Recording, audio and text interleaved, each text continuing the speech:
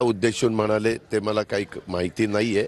मी पुढच्या सभेत ज्यावेळेस पंतप्रधानांच्या समवेत मला उपस्थित राहण्याची संधी मिळेल त्यावेळेस मी पंतप्रधानांना विचारीन की पंतप्रधान साहेब आपण जे काही भटकता आत्म्याचा उल्लेख केला तो तुम्हाला डोळ्यासमोर ठेवून केलाय का, आणि त्यांचं ऐकून मग मी तुम्हाला उत्तर देतो। राज्यातल्या ज्या निवडणुका आहेत ते जवळपास 3 टप्प्यामध्ये होत आहेत। 3 नाही रे बाबा, 5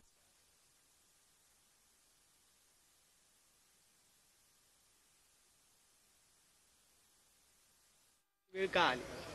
माझ्या माहितीप्रमाणे जे माझं थोडंसं ज्ञान आहे त्या ज्ञानाच्या पद्धतीनं म्हणजे माहितीनं निवडणूक आयोग ह्याला स्वायत्तता दिलेली आहे आणि निवडणूक आयोगाने किती टप्प्यामध्ये निवडणुका घ्याव्यात हा सर्वस्वी त्यांचा अधिकार आहे। त्याच्यामध्ये दुसरं कुणी लुडबुड करू शकत नाही। आजपर्यंत अनेक निवडणुका आपण पाहिलेल्या आहेत, त्या अनेक निवडणुकांच्या मध्ये तेव्हा स्टाफ वगैरे त्या सगळ्याच गोष्टीचा विचार करून निवडणूक आयोग ते ठरवतं। आपल्या महाराष्ट्रामध्ये 5 टप्प्यामध्ये घेतलेले आहेत, देशामध्ये 7 टप्प्यामध्ये आहेत। आता हा प्रश्न आपण निवडणूक आयोगालाच विचारू शकता। संघाबाबत काय निर्णय होतोय? छगन भुजबळांना गिरीश महाजन भेटतायत, नक्की कोण ही जागा लढवणार आहे? आपण पक्षाचे प्रमुख आहात, त्या संदर्भामध्ये आमची चर्चा चालू आहे, योग्य तो निर्णय लवकरच होईल। कुठे? मी पेपरला सकाळी बातमी ती वाचली, परंतु ती बातमी वाचली आणि मी गाडीत बसून इकडे आलो कारण 7:45 वाजले होते। मी आता गेल्यानंतर वीर कोटेशनशी पण बोलीन आणि माहिती पण घेईल किंवा नक्की काय झालेलं आहे, कारण अशा पद्धतीनं दगडफेक करणं पूर्ण खुल्या वातावरणात देशात महाराष्ट्रात सगळीकडे निवडणुका झाल्या पाहिजे। प्रत्येकाने आपली भूमिका मांडावी, त्याच्यामध्ये कशी मांडावी काय मांडावी हा ज्याचा त्याचा प्रश्न आहे। फक्त त्याच्यामध्ये कुठल्याही निवडणूक आचारसंहितेचा भंग होणार नाही याची काळजी माझ्यासहित सर्व राजकीय पक्षांनी, कार्यकर्त्यांनी, नेत्यांनी, वक्त्यांनी घ्यावी। दादा काल उद्धव ठाकरेंनी भारतीय जनता पक्षाकडून उमेदवारी देण्याचं काही चालू आहे का? कारण कुठे छगन भुजबळ यांना किंवा त्यांच्या कुटुंबातल्या कोणाला, कारण गिरीश महाजन भेटतायत सातत्याने। तेव्हा का कुणाला भेटले? आम्ही महायुतीत एकत्र काम करतोय। भुजबळ साहेब अनेक वर्ष तिथं पालकमंत्री होते, एक जबाबदार नेते आहेत, त्याच्यामुळं भेटलं म्हणजे काहीतरी वेगळा त्याच्यातनं अर्थ कृपा करून काढू नका। संजय राऊत म्हणतात की बारामती आणि शिरूर मध्ये धमक्या दिल्या जात आहेत लोकांना। मला त्या व्यक्तीच्या स्टेटमेंट बद्दल काही बोलायचं नाही। धमकी दिल्या जातात असं म्हटलं जातं। कुठं धमकी दिली ते मला दाखवा ना। संजय राऊत अरे बाबा, मी त्या व्यक्तीच्या उत्तराला बांधील नाही। अरे बाबा, एक मिनिट, त्याच्यामध्ये मला एक पहिल्यांदा उदाहरण द्या। जर कुणाला धमकी दिलेली असेल तर फोनवर तरी बोललं जातं। आज कुठलाही मुद्दा राहिला नाही म्हणून आमच्या नावाने धमक्याच्या करता काहीतरी आमच्याबद्दल गैरसमज पसरवण्याचं काम होतं। माझा स्वभाव कडक आहे, स्पष्ट आहे, सगळ्याला माहिती आहे, परंतु आजपर्यंतच्या कुठल्याही निवडणुकीमध्ये त्यांच्याबरोबर असताना ते आम्ही एकत्र असताना पण मी कधी धमक्या दिल्या नाही आणि आताही धमक्या दिल्या नाही आणि पुढेही कधी धमक्या देणार नाही, ह्याची नोंद आपण घ्या। त्यांनी काय बोलावं ते त्यांना विचार।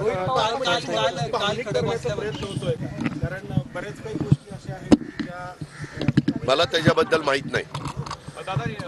नेमकं वातावरण कसं आहे ते पत्रकार मित्रांनी तपासून घ्यायचं असतं। आम्हाला प्रत्येक उमेदवाराला आणि उमेदवाराच्या प्रमुखाला वातावरण चांगलंच वाटत असतं, म्हणूनच ते निवडणुकीमध्ये भाग घेत असतात। उद्धव ठाकरे काल बोलले, उद्धव ठाकरे असं बोलले की महाराष्ट्र लुटला जातोय आणि सगळ्या लुटारूंच्या हातात दिला जातोय, टीका केली जाते। उद्धव ठाकरे साहेबांना म्हणून एक उदाहरण द्या की कुठं लुटालूट झाली, कारण ते आणि मी एकत्रपणे सरकार 2.5 वर्ष चालवलं। अतिशय कुठंही आमच्या दोघांच्या मध्ये मतभेद न होता चालवलेलं आहे। हे उभ्या महाराष्ट्राने बघितलं, आपण मीडियानी सगळ्यांनी बघितलं। नुसता हे निवडणुकीच्या काळामध्ये हे असे आरोप होतात।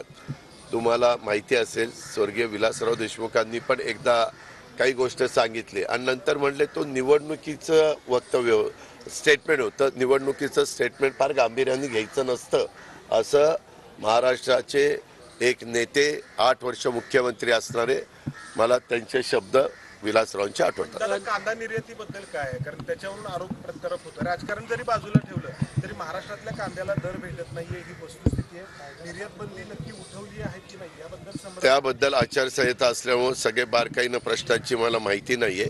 मी माहिती घेऊन त्याचं उत्तर देईन. सुनंदा पवार म्हणतात की धनशक्तीचा वापर बारामतीत होणार आहे. मला त्याबद्दल काही बोलायचं नाही.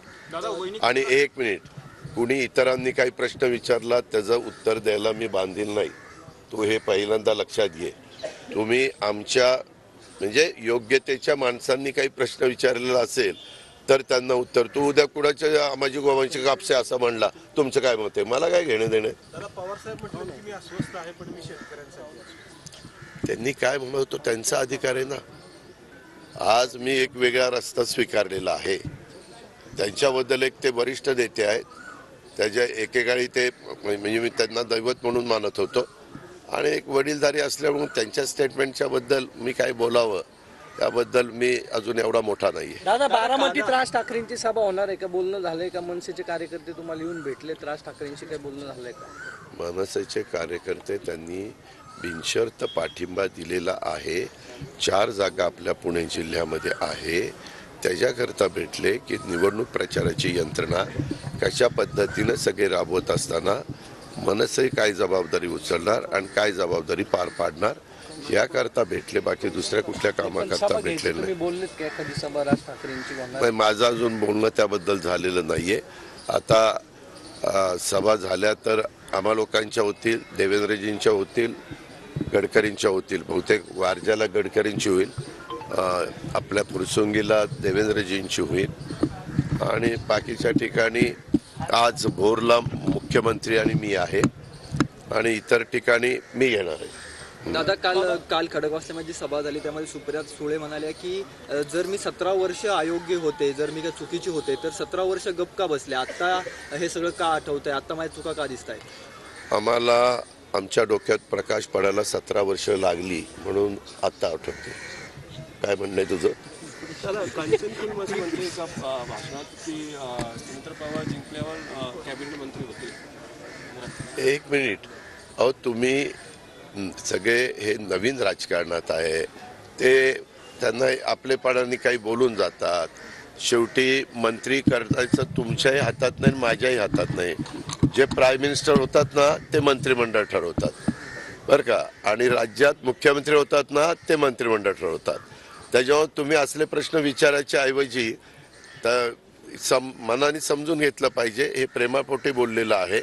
जर पंतप्रधानांनी बोलले असते किंवा मुख्यमंत्री एखाद्या राज्याचे कुणाबद्दल बोलले असते तर ते आपण गांभीर्याने घ्यायचं असतं. भावना असं ते म्हणतात, लोकांची भावना की बारामती म्हणून पहिल्यांदा त्याचा विचार पंतप्रधान करतील. दादा, राज्यात किती जागा येतील?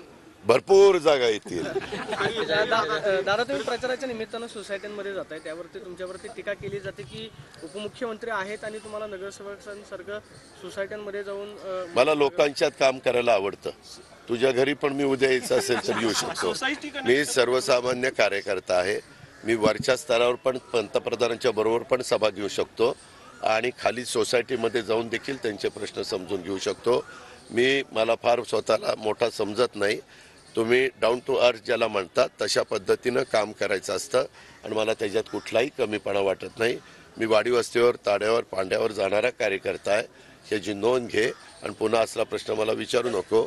इतरांनी विचारलं तर त्यांना म्हणा महाराष्ट्र दिनाच्या दिवशी अजित पवारांनी ह्याचं उत्तर दिलेलं आहे. त्याच्यावर ही तुम्ही मला एक सांगा रे, आज देशाची निवडणूक आहे.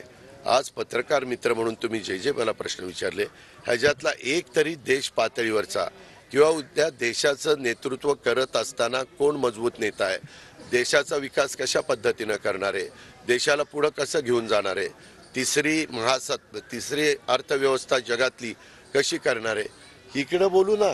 हे काय असलेच चिल्लर प्रश्न त्या ठिकाणी विचारताय. आणि मोदी साहेबांच्या विरोधामध्ये विरोधकांना कुठला मुद्दा न राहिल्यामुळं हे आता हे खालचे काही ना काही मुद्दे वर येतात. मोदी साहेबांना भ्रष्टाचाराच्या बद्दल 10 वर्षात कुठलाही आरोप झाला नाही, त्याबद्दल हे कुणी काही बोलत नाही. मोदी साहेब अतिशय धडाडीनं धाडसानी निर्णय घेतात, ह्याच्याबद्दल ह्यांच्या मनामध्ये दुःख आहे. मोदी साहेबांच्यामुळं हे अनेकांना सत्तेपासून बाजूला राहावं लागलेलं आहे आणि त्याच्यामुळे ह्यांनी सगळ्यांनी इकडून तिकडून मताची विभागणी होऊ नये म्हणून सगळ्यांनी एकी केलेली आहे आणि मोदी साहेबांना टार्गेट करण्याचा केविलवाणा प्रयत्न करतात. आपली महाराष्ट्रातली जनता सुज्ञ आहे, देशातली जनता सुज्ञ आहे. जरूर सगळा विचार आणि देशाचा विचार 140 कोटी जनतेचा विचार जगभरात देशाचं नावलौकिक वाढवण्याच्या करता देशाला पुढे घेऊन जाण्याच्या करता विजन असणारं नेतृत्व कोण आहे हे सगळं बघून त्यामध्ये मतदान करतील. धन्यवाद.